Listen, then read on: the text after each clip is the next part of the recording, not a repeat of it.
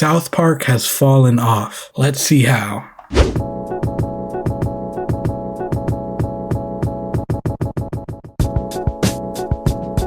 This intro fire, bro. This intro fire. In the ever-evolving state of animated TV shows, there are a few shows in particular that I think about when I wrap my head around things that may be deemed I still gotta watch Rick and Morty, bro. I watched the first episode. It wasn't what I expected it to be. There are four main shows that stick out to me. Let me just guess. South Park, Family Guy, Simpsons, SpongeBob, BoJack, Rick and Morty. Immediately, one of those in which I've just talked about recently on the channel, that being Boondocks. R.I.P. John Witherspoon, bro. R.I.P. But Boondocks is a classic. We need that back. Imagine all the Boondocks episodes that could be created right now. A 6ix9ine Boondocks episode. Bro, a TikTok Boondocks episode. We need to see it. We need to see it back, bro. So, The Simpsons, Family Guy, and the topic of today's video, South Park. South Park was an American animated sitcom, one created by Trey Parker and Matt Stone, and it was developed by Brian Graden for Comedy Central. This series revolves around four little boys: Stan Marsh, Kyle Broflovski, Eric Cartman, and Kenny McCormick. Although I don't know how Kenny lasted in every episode, because for the majority of the earlier seasons, he died about 48,000 times. That nigga must have had quick revive. Parker and Stone developed. How did they bring him back? And he really died one season. The Spirit of Christmas, and the second one that became an internet viral video. They did this video for a Fox executive and he used it as a Christmas card. Because of the success of the pilot episode, they got a small 6-series run with Comedy Central and things took off there. But this isn't going to be an analytical breakdown or a review of South Park in general.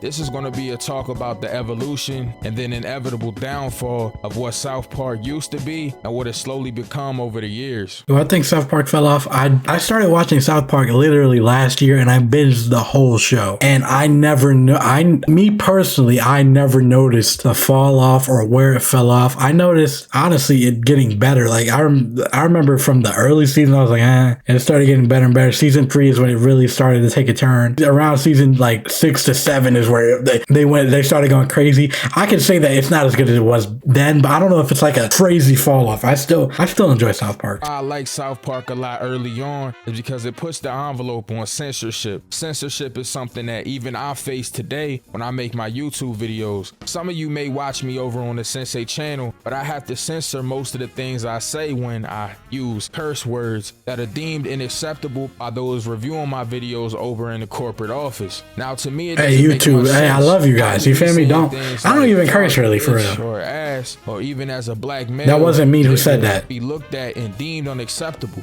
For me, censorship in cartoons, live action TV shows, and even YouTube videos, shit, anywhere, it doesn't make sense to me. I'll explain why. A lot of times people try to censor words because of our youth. The kids that grow up around us, the kids that we raise every day, they are the future of the world. And because of that, those that run companies thinking about their children, but also the money that comes in through ads from bigger companies, think that it makes sense to censor and to put those words in a box to try and keep them from the kids. I don't know about y'all, but time is inevitable. We've all been young at some point and we're all the age we are now. So I got a question for y'all in the comments. As a child who watched TV, honestly, if we're being honest, kids today, they have no hope. I don't even know why we're censoring stuff for real. They all got TikTok on their phones. They all follow all the creators that say curse words. It's inevitable at this point. Like back then, maybe I can understand the argument. Now these kids have too much. Like what are we really censoring from them, bro? South Park is crazy sometimes, but that's what kids like. 13-year-olds put on South Park and think it's the craziest thing ever.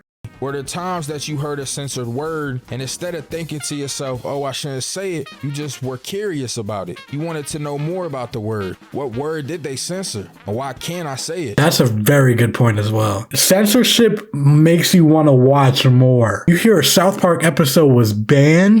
Let me look it up. Well, how can I find this episode? I still want to find a South Park episode that was banned. I haven't watched it yet. I want to see that in full HD. made us do research, ask our parents or friends, but a lot of times once we learned what the words were and we realized they didn't want us saying them, that just made us want to say it more. And that's why I respected South Park so much, because they pushed the envelope on censorship. In the South Park Bigger, Longer, and Uncut movie, there's a whole song that Mr. Garrison does where he explains these cuss words. I'll try to put small clips up while I do the video, but I gotta be careful because you know how copyrights are. But in this movie, he's explaining these words, what they mean, how you spell them, and even if there's alternate definitions. This is just one of the many times South Park would take these types of words and overuse them to pretty much negate the— Bro, South Park is the wildest. Of all the vulgar shows, I still think South Park is the wildest by far. South Park is the only one I've watched in full. It's between South Park and Boondocks, so I think South Park got it by far. South Park is insane sometimes. Like the things that they do, I'd be like, I understand why they censored this one. Like, they be going crazy, bro. Park is the way that the animation was done. It used the cutout animation, and because of the way that the animation was done in this cutout fashion, they only had a 6-day turnaround per episode.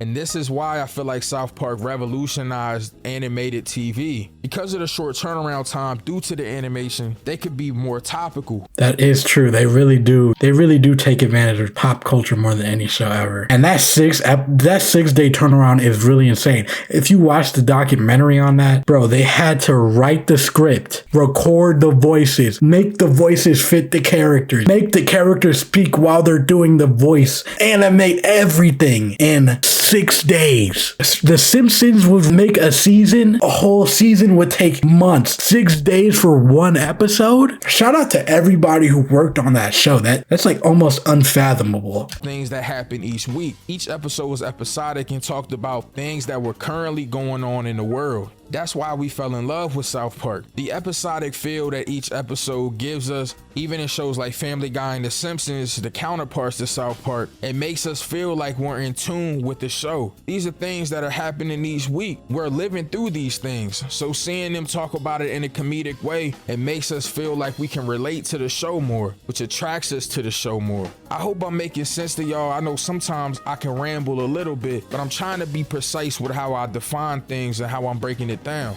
Basically, it's like this. I'll put it in layman's terms for y'all that might be a little dense. Say you had two friends. Well, two people that were potential friends. One friend was somebody that paid attention to your everyday life and they talked about things that were relevant in your life. And you had another friend who didn't really pay attention to the things going on in your life, but made everything about them and seemed very serialized. Every single time you talked to them, it was an interconnected plot in which they just talked about the last thing that they talked about, but updated you on it. I'm gonna be honest with you. The friend that pays more attention to the things that I'm watching and doing in life, I will probably be more interested in them. But the friend that's connecting every single thing they do and say in their life over time. I'm understanding what you're going, but like the cat's out the bag, bro. I like the serialized season of South Park. I really did. I really did not hate it. This is why you got to go into like things without other people's opinions, because maybe if I knew that people did not like this part, but like I like the Integrity Farms things. I like that one season where everything was with trolls and member berries. Get weird by the end. By the end it was weird, but like the beginning of that season was really good. Like, and how they started connecting things, I did like it a lot. Redundant, and I might become uninterested in them. That brings up my next point, because yes, I did want to talk about the good things about South Park and how it was revolutionary, but I have to talk about the evolution which led to that inevitable downfall I was mentioning. It wasn't until season 23 that the big switch happened with South Park, and I promise we're going to talk about that, but I want to talk about season 19 first, because it seemed like in season 19 there was a big change in the quality of South Park. They stopped being over dramatic and talking about celebrities and trends that were going on in the world, and things started to become much more political. And I think that happened because the creators of South Park have grown and changed over the years. Let's be real, that's what they care about now. They got older and said, okay, like, yeah, it was funny when we were 23 talking about Jennifer Lopez. But like they were genuinely interested in politics, probably. Can I blame them? To different characters now, and they're older, so their views and what's funny to them also changed. Things getting political in your favorite shows can be a bummer sometimes. A lot of times we try to escape that. I'm not saying it's healthy to not think about things in a political sense at all, because we do need to pay attention to what's going on in our life. But we're not coming to TV shows, specifically ones I that still are don't view animated, any of this to try as and learn what's political, happening though, in our bro. government. We're coming here to laugh, to have fun, to feel like we can live a little and escape. So making these things that we use as escapes into things. I'm gonna be real. The funniest moment in all of television for me is when they tried to implement Black Lives Matter into All American. One of the funniest things ever. Like, they were walking down a street. She was being an activist for Black Lives Matter, and like this white girl walks up to this black girl. She's like, "They do matter," and she keeps walking. And then like 2 seconds later, like they start another white guy starts a fight. He's like, "Come on, God, all lives matter." And they start fighting. Like, bro, what is going on? Who wrote this? Who was in the writer's room? Who was in the writer's room, bro? Things we're running from that's going to create a decline in quality and things that we're looking forward to in the show. And that's what they started doing. I brought up the fact that the creators maturing and changing can be something that can change the show because of season 23. I can relate this moment a lot to The Simpsons. If you remember very early on in The Simpsons, things like "eat my shorts" or Homer trying to strangle and kill Bart, these are things that happen over and over again and things that we kind of get used to. As The Simpsons went along and matured, things changed. Things changed from being quirky and started becoming a little bit more seasoned, in which it felt more serialized and less of the things that we fell in love with. A great example of this in South Park is Kenny dying. And I brought that up early on in the intro because I knew it would be relevant later. Kenny died over and over and over again. Do we really need to keep seeing that? It kind of became a gimmick, but it was something that we fell in love with and thought was hilarious. I mean, maybe people did fall in love with it. I didn't really like it. It was funny, but they had to move on from that. Like, I don't want to see the same thing over and over. Like, haha, is that the 23rd season? Haha, Kenny died in a unique way. Like, bro, like, maybe that's just me, but I don't care anymore. Like, I truly don't.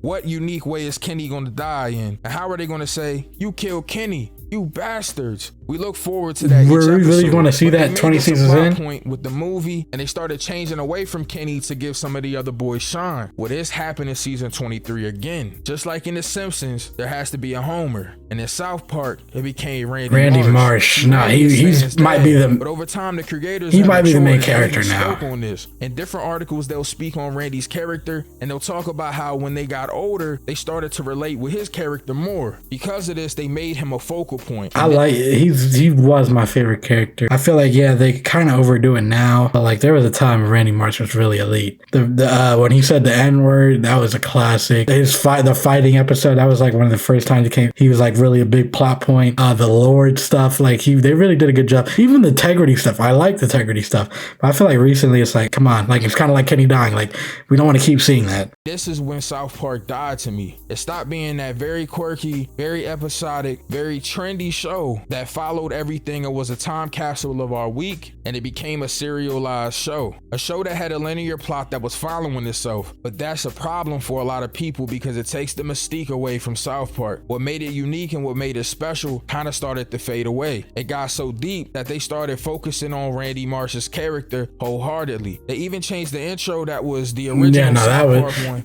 I still don't think they should have did this for like all the whole season. That was revolving around Randy. In season 23 onward, there's a whole plot line in which Randy starts to sell out to Disney, and his business partner Tally and even his family start to resent him for it. Yeah, no, this is definitely where it started to take a left. I enjoyed this season. However, it was such a different taste than what the diehard South Park fans are used to that taste kind of became bittersweet. That episode was good though. There's some quality comedy, but you can feel the decline due to the change in South Park's show, pacing, and what was going on with the plot. Sometimes bro, Randy is hilarious. I do not care. My mama always used to tell me growing up, if it ain't broke, don't fix it. I think that Matt and Trey matured as the seasons went on, and they stopped finding the childish humor funny and started leaning more towards the mature humor through Randy. I do agree. I do. Look. Early seasons to even like Randy is good now, but he definitely hit a peak and then they kept going, which like I understand. We do want to see more of the kids. Like that's what we watched South Park for at the beginning. I do understand what he's saying, but I just feel like the way he implemented like the Kenny dying stuff, we didn't need to see that in season 23.